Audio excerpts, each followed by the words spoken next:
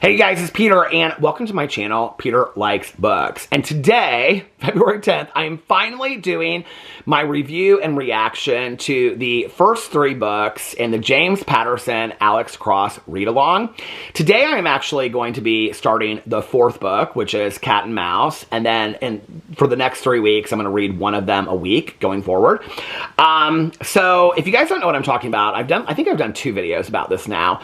I announced that we were going to do it, and then I did another video in January talking about it. So for those of you guys that don't know what I'm talking about, during the year of 2025, I picked one author, James Patterson, and one series, the Alex Cross series, because I had watched the Cross TV show on Amazon Prime, which is not, it's based on the character. It's not based on any one of the books.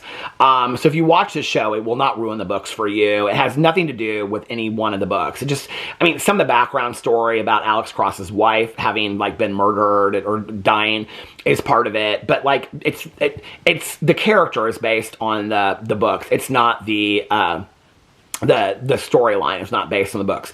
So anyway, I read it, and then I was reminiscing about the early days of reading the James Patterson books with my friend Tanya Jean, the early days of sobriety and stuff like that. And so I was like, I think that I want to read all the Alex Cross books for 2025. Now, there are 33 direct books in the series. There are some spin-offs and other series and things like that. But there's 33 books in the direct series, and then the 34th book, I believe, comes out in November. So the plan is to read 3 books a month, each month, and then by the time that we get done with November, we'll have read the 33 books, and then December will be the 34th book. So by the end of 2025, if you keep up, you'll have completed the Alex Cross series, or you'll be up to date. So then any book that comes out further, that if we want to read them, we'll be like, oh, we've read the whole series. So the first 3 books were, the first book is Along Came a Spider. The second book is Kiss the Girls. And the third book was Jack and Jill. Interestingly enough, I have to kind of tell you my history with these books. So I think the first book that I ever read back in the day was actually Kiss the Girls, was the first book that I read. I remembered specific scenes of this book and like how horrifying it is. I remember this scene with the snakes and stuff like, or the snake. I don't know why that, like, I can remember reading that and being like, oh my God, this is like, I've never read anything like so horrible like this before. So Kiss the Girls, and I have seen the movies, but I didn't love the movies, if you want to know the truth. Kiss the Girls, like, looking back, if you had asked me until a month ago, I would have, if they said, what's your favorite James Patterson book? If somebody had said that to me, I would have said Kiss the Girls. So at the time, I read Kiss the Girls first, I believe was the first book that I read, and then I went back and I read Along Came a Spider. I do not know how many of these books I have read. I probably, if I had to guess, I would say like the first 6 or 10. But none of these books, like, parts of it are reminiscent to me. But then I'm not remembering how they end or anything. I mean, it's also been like 25 years plus since I've read some of these books.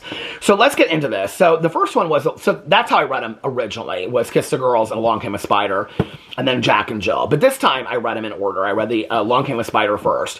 What I have to tell you, first of all, which is interesting to me about this is, if I had to rank these 3 books in order of how much I liked which one first, I would say Jack and Jill is my favorite out of the 3 so far. And I would say Along Came the Spider was my second favorite, and I would say Kiss the Girls was my third favorite, which is interesting because this is the book that I remember the most. But when I read it, I didn't really, I don't know, there was a lot that, I mean, I remember, okay, so we'll get into that in just a second. So the first one, Along Came a Spider. Let me read the synopsis for you. It begins, well, first of all, what I love about this is just like, that each chapter is like 3 and 4 pages. I love that so much. And I love dog-earing the pages again. I kind of, completely, like, I miss that. Like, just tearing through these. One more chapter. Along Came a Spider. It begins with the double kidnapping of the daughter of a famous Hollywood actress and the young son of the Secretary of the Treasury. Gary Sanji is a murderous serial kidnapper who wants to commit the crime of the century. Alex Cross is the brilliant homicide detective pitted against him. And Jessie Flanagan is the female supervisor of the Secret Service who completes one of the most unusual suspense triangles in any thriller you've ever read. Okay, so when I got to the part where they introduced Gary Sanji, I think it was at the part where, okay, this is spoilers, obviously, because everybody that's watching this is probably part of the group or is just, I don't know. Anyway, Gary Sanji is playing this, like, teacher at this school, right? When it got to the part where he takes them out to the van, that was when I started remembering what this book was about. It just was that I didn't remember specifics about the book. I didn't remember that, like, Gary Sanji had, like, been working with somebody else. I didn't remember a lot about it. I didn't remember them going to other places. I didn't remember about Jesse Flanagan. I didn't remember a lot about this book. And I actually thought it was really, really well done. I didn't, to be honest with you, when I was reading it, so Gary Sanji, he kidnaps these 2 kids, and one of them, the girl, is the daughter of a famous movie star, and the boy is like the son, I believe, of a senator. And so I didn't remember that the boy gets murdered. I didn't remember that at all. This is like 4 books ago now, and I'm like, I can't remember the names. He had some nickname. The kid had a nickname. But anyway, I didn't remember that the boy got murdered. And I didn't remember how it happened either. But there were some great scenes in this. Like when the police detective like goes home and like he's walking up and he's like, oh, the Gary Sanji acts like he's a journalist and he shoots him in the driveway. I kind of forgotten about scenes like that. I didn't really remember a lot of this book. But I have to tell you, I really, really enjoyed it.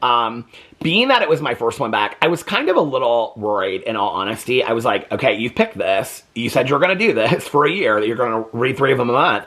If you get into this book and you don't like it, you're going to be really disappointed. And that wasn't the case at all. I really, really enjoyed it. I will say, you know, reading so many thrillers, it felt very dated. And I had just read Eruption by, it was started by Michael Crichton and then James Patterson finished it.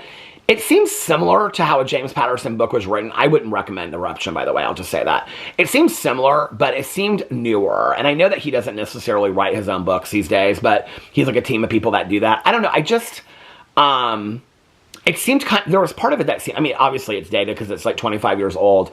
But I will say this, in watching the Alex Cross series, one of the things I was really excited about reading it was about his partner that he's best friends with, Nana Mama, his grandmother that takes care of him and all this kind of stuff. Those were the parts that I was really, really excited about, like, getting back to, because they're the parts that spread out through all the books.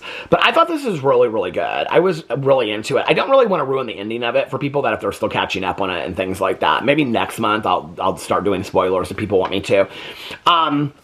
But there's always like a surprise at it. The other thing I kind of forgot about this is that in the very last moment, they're like, oh, the phone's ringing. There's another murder you have to solve. So that you know that there's going to be another one coming out. I kind of had forgotten about that. But I loved this so much. It was fun staying up late at night and having the candles lit and reading it. So Lunky and the Spider was the first one. Okay.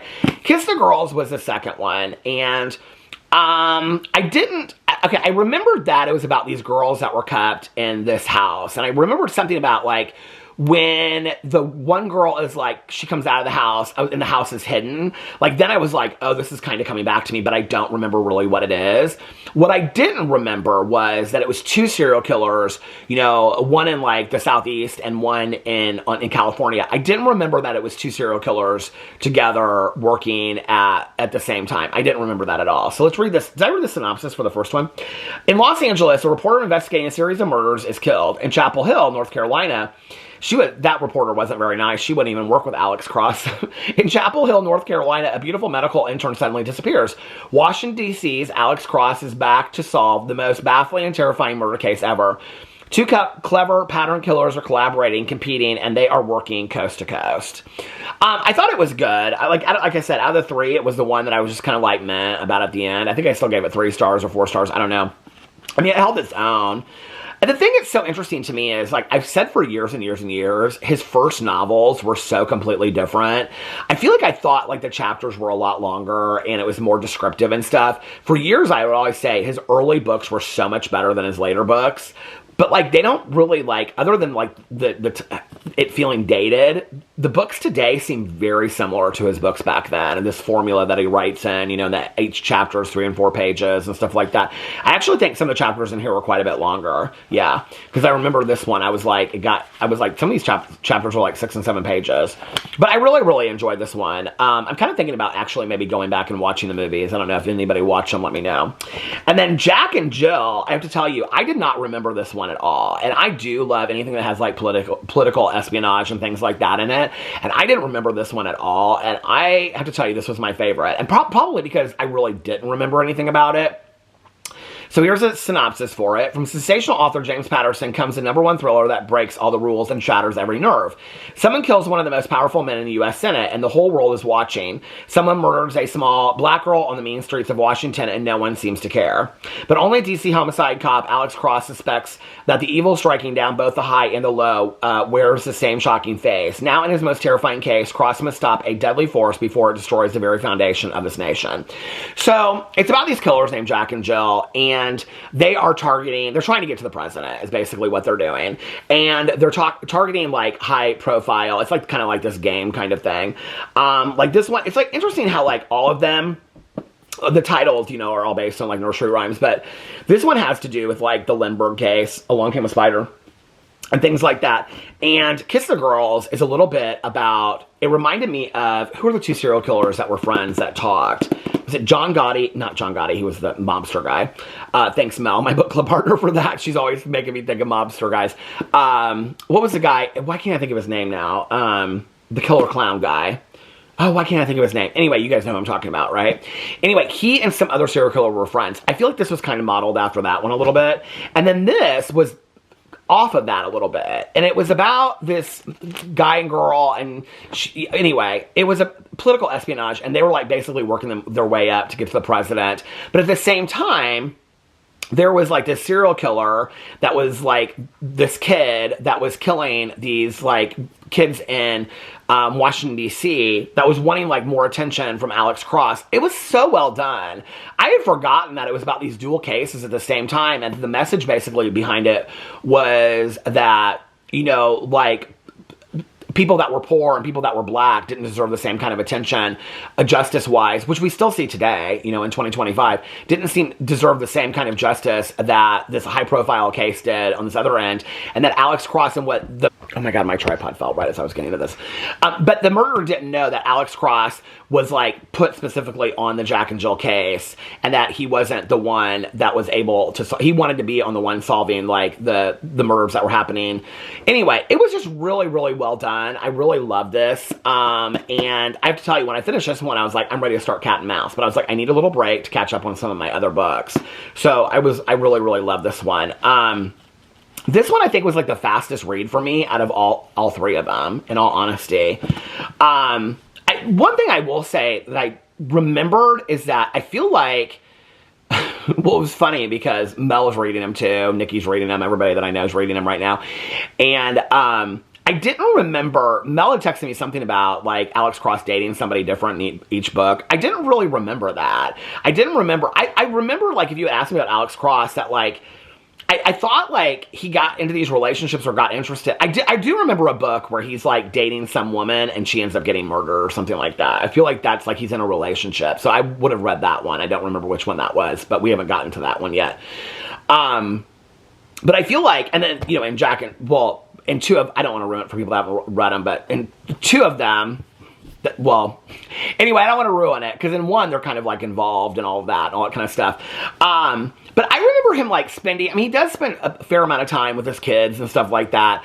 But I feel like I remember his kids and Nana Mama being like a bigger part of the story than they really are. I mean, it's really about the cases and stuff like that. I remember so much of him like being at home. Like, I don't know why I remember that from back in the day.